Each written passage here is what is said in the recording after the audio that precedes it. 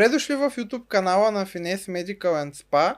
Днес при нас отново са Дамян и Криси, с които ще си поговорим за една актуална тема и тя е една година Finesse. Как всъщност измина тази година за спа центъра и какво вие успяхте да разработите и развиете за тази една година? Тази една година мина, бих казала, неусетно. Сякаш вчера се подготвяхме за отварянето на центъра. Интересното е, че всъщност не е интересно, а по-скоро сме изключително благодарни на нашите посетители, защото в рамките на тази една година е факт това, което ни прави впечатление, а именно, че естетичната ни част се разви изключително добре. Не бяхме очаквали чак такива резултати, но сме изключително благодарни за това. Тази една година не мина без стрес, тревоги, да предоставим възможно най-добрите услуги на нашите посетители. Но да, неусетно мина тази една година. Какво да ви кажа? Ние спим в този център. Мисля, че на всички посетители им е пределно ясно, за да могат нещата да се случват по начина, по който се случват. Натискаме изключително много и нашите колеги, за да можем наистина да предоставим една качествена услуга, която и навсякъде рекламираме. Доста сме доволни от развитието до момента на центъра и от най-вече този аспект, спачеста, спортните занимания, естетиката.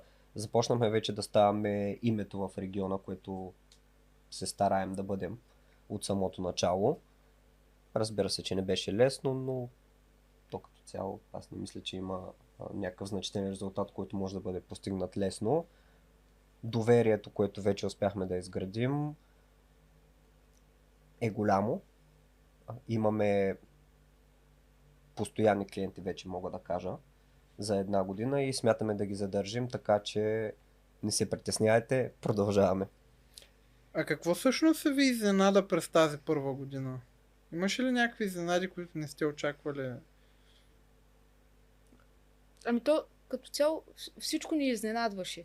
Ежедневно, ежеминутно всичко ни изненадваше, тъй като първо работим с крайни клиенти, предоставяме услуги, това не е стока и постоянно имаше нещо ново, нещо интересно и обратна връзка също и от клиентите, неща върху които да работим.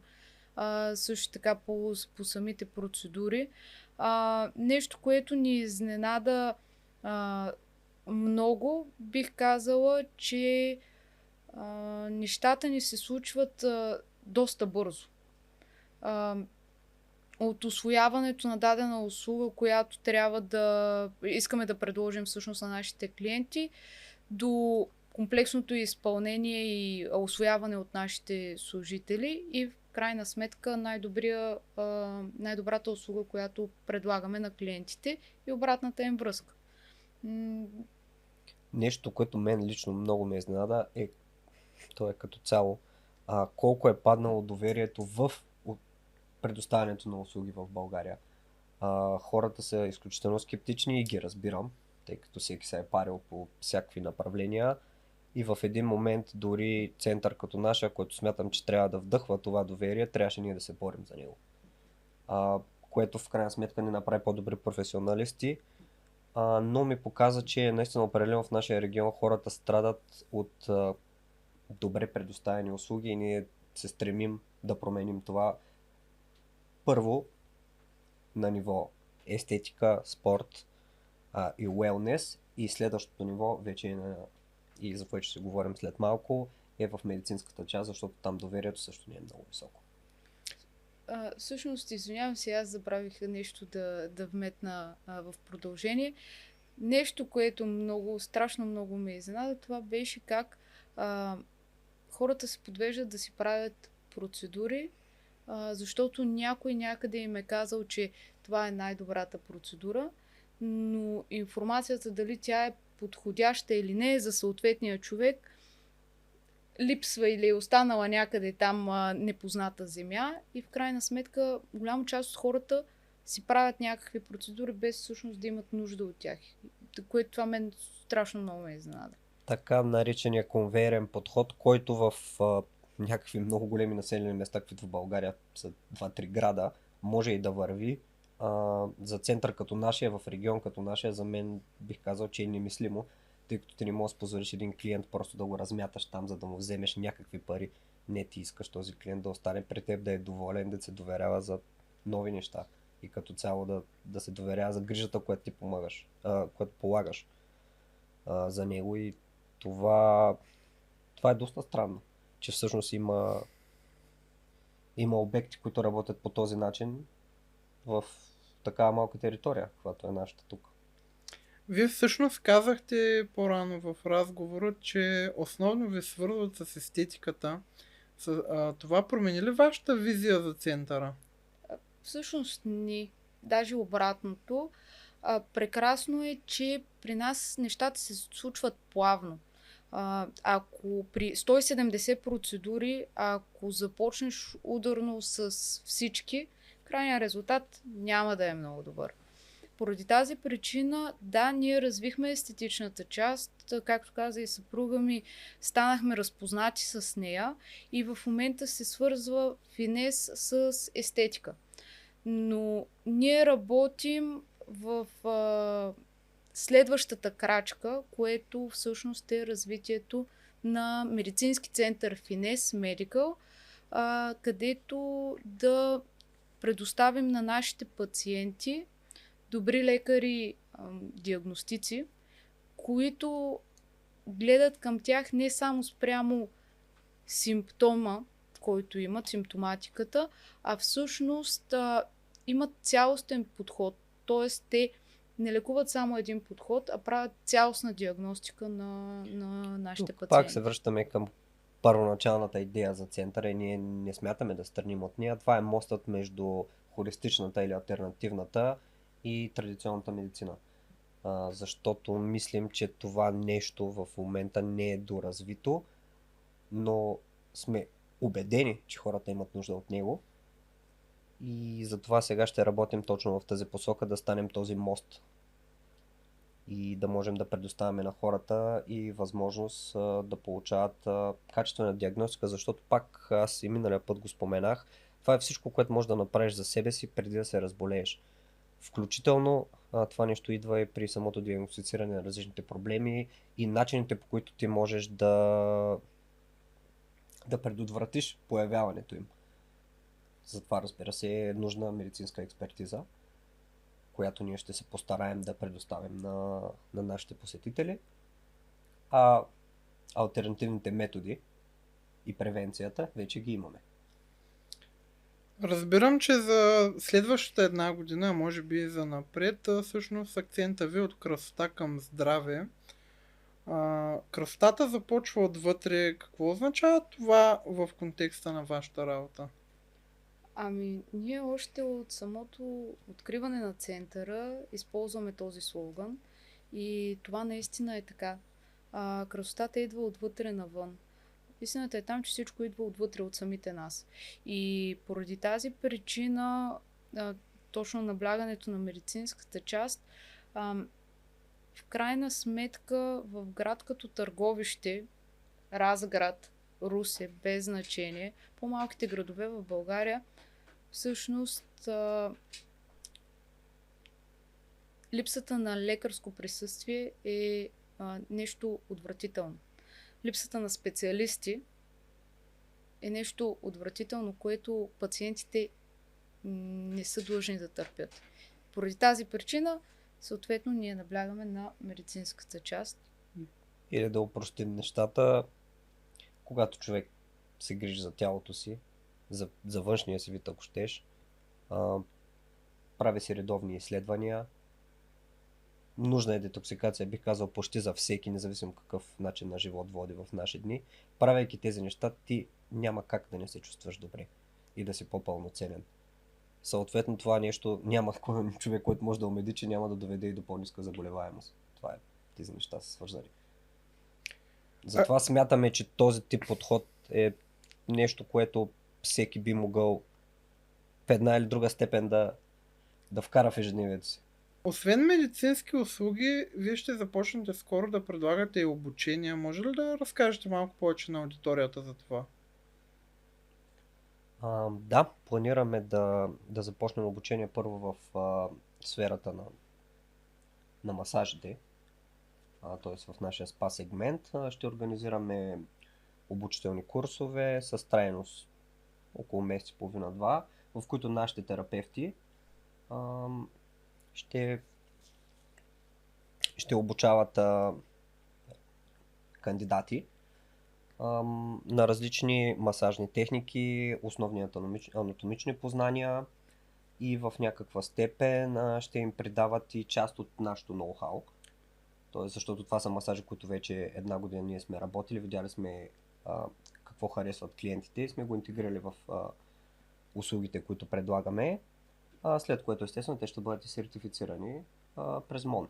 Но да, кандидатите накрая ще получат диплома от МОН, за да могат да бъдат и сертифицирани, а в последствие, ако ни допаднат, дори могат да станат и част от нашия екип. Точно и тук влиза модела на работа, че всъщност ние не искаме просто да направим един пореден курс, който е свързан с, знаете, навсякъде има курсове за масажисти, за маникюристи, за какво ли не. Истината е там, че ние не искаме да направим просто един курс, за да се води, че съответно човека е минал този курс, а всъщност да направим качествено обучение с практики, които са работещи, за да може съответно човекът да може да започне да работи готов. Заради това и самите практически обучения ще бъдат в нашата база и ще бъдат в реална среда. А какви качества превръщат един обучен специалист в добър професионалист? Това мисля, че са част от нещата, които правейки тези курсове в нашия център, хората ще могат да придобият. Това е първо как да се държиш с клиентите, протокола на работа, уеднаквяването на услугата, която предлагаш. Това са неща, които на много терапевти като цяло в България им липсват. И това според мен прави голямата разлика в работата, защото няма как клиента да ти се довери, защото тук в случая е клиент, няма как клиента да ти се довери, ако ти всеки път го третираш по различен начин. Първо, конкретно говорим за масажите. Второ, когато няма добър етикет на работа, ти не можеш да изискваш и тази услуга да бъде по-високо платена. Защото просто, както говорихме първо, хората вече са доста мнителни, никой не е готов да си пилее парите просто така. Затова ако човек изкара курс при нас, ние ще му покажем как в последствие в собствената си практика или ако се интегрира в някакъв друг център, как той да се държи на едно професионално ниво, което първо клиентите ще забележат, второ, евентуално неговите работодатели, той ще бъде един по-добър и по-ценен кадър. Да, и също така това е нивото на конфиденциалност към клиентите. Защото в крайна сметка човек идва при съответния терапевт, иска да си почине, иска да си направи съответната процедура, а на никой не му е приятно след като отидеш някъде, след това да ти знаят и кътните зъби в устата какво се е случило.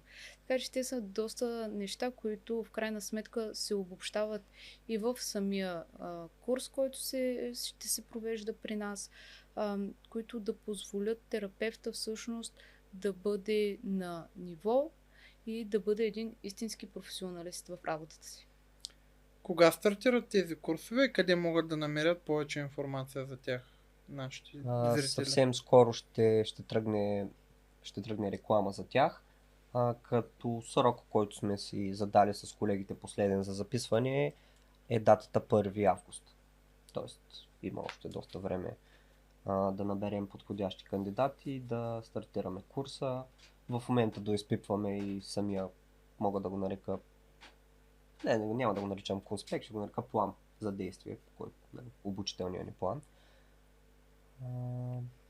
И да, надяваме се да да можем да предадем част от това, което разработваме вече една година, изключително усърдно, те за мен са като 5 поне, но да можем да го предадем и на други хора и като цяло да повишим нивото на този тип услуги, което също е много важно.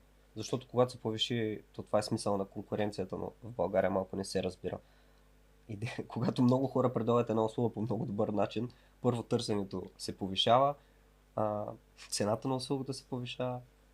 И това са едни много важни неща за самата индустрия. За тази една година, предполагам, вече сте си събрали една общност от едни редовни клиенти и следователи на идеята на Finesse. Планирате ли по някакъв начин да обедините тези хора в някакви събития, обучения или лекции? Абсолютно. Това е общността в Finesse и тя, надявам се, ще става все по-голяма и по-голяма.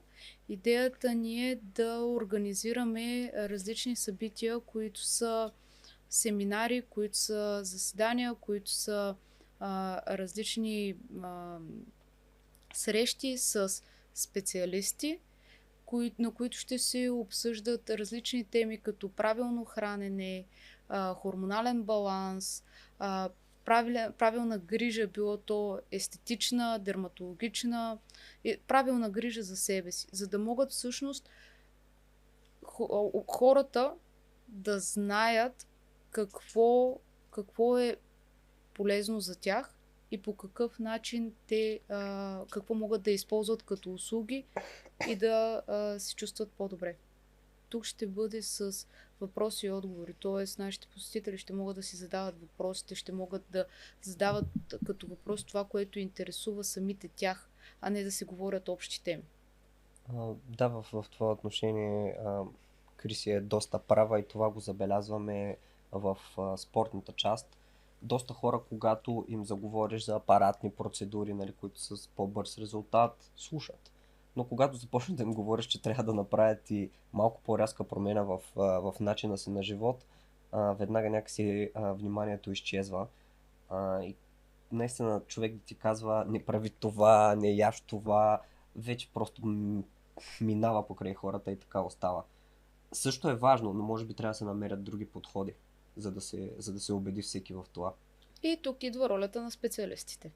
С засилена дейност в медицинската част, да бъде един център, който всъщност предлага цялостен подход на своите посетители, диагностициране на симптоми и на патологии и съответно подходящи терапии от конвенционалната и от холистичната медицина. Определено един аспект, който аз лично искам да видя е до развиването на Finesse Medical, но и преди всичко това, което искам и вярвам, че нашия център започна да се превръща, е място, на което всеки отива с голямо удоволствие. Е място, на което човек отива с усмивка и се тръгва с усмивка, знаейки, че е направил нещо хубаво за себе си. В крайна сметка, мисля, че това е най-голямото ни конкурентно предимство и това е аспектът, който аз лично много държа да остане основен. С какво искате хората да свързват името на Finesse? За в бъдеще. Я чакай пак да го задам, малко голяма пауза става. С какво искате да свързват хората името на Finesse в бъдещето? Качество, може би на първо място. Качество, отношение, хигиена. Това са трите неща, които на всяко събрание повтарям на колегите. Това са едни от големите ни предимства, ние трябва много да държим на тях. Като цяло, да, това са трите стълба. И следващото нещо, което е изключително важно, това е развитие. Защото без значение какво си постигнал до даден момент, ако едно място не се развива, в крайна сметка хората потъват в едно плато и спират дори да се опитват да достигат някакви резултати или да достигат нещо като цяло. И поради тази причина бих добавила и развитие. Да, определено. Опитваме се постоянно да изненадваме нашите посетители и мисля, че поне за обозримото бъдеще имаме още доста неща, които сме им подготвили. Така е. Какво бихте казали на хората, които до момента ви се довериха и използваха услугите на центъра? Благодарим ви. Благодарим ви за това, че сте част от общността на Финес. Благодарим ви, че се доверихте, макар че нямахте и на представа в какво се захващате, когато прекрачихте вратите на центъра. И се радваме от сърце, че всъщност ние наистина станахме една общност за тази една година. И се надявам всяка година да ставаме все повече и повече. И само да добавя, надявам се, че успяхте да видите, че зад лъскавата фасада все пак стоят хора, които малко или много мислят за вас и вашето благосъстояние. Благодаря много за отделеното време и за разговора, който проведохме. Надявам се на нашите зрители също да им допадне това, което споделихте за вашите бъдещи творчески планове и развитието на центъра. И не забравяйте да се абонирате, да последвате Финес във Facebook, Instagram, TikTok, YouTube и където още се сетите, или на сайта им finespa.bg. Линковете са отдолу.